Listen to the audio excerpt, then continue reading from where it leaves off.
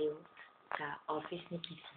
Interviewin po natin siya tungkol sa mga bagay-bagay tungkol sa buhay ko. Okay? Say hi, Miss Kissy. Hello. Ano pong masasabi niyo sa love life ni Sharon Macagba? Tuliro. Sino po ba ang pinaka-crush niya dito? Mabaho. Grabe ka naman.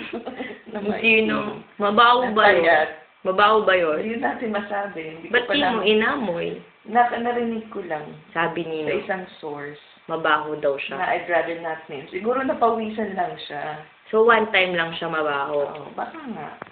Bakit kaya siya pinagpawisan ng araw na yun? Baka kaka-jogging. Jogging? Di ba payat? Ba't nag-jogging? Hindi naman lahat ang payat eh. Ano? Conscious din sa katawan niya. Conscious pa yun ang lagay na yun? Ano na lang pag hindi siya conscious? Ano bakit gumagano? Teka lang.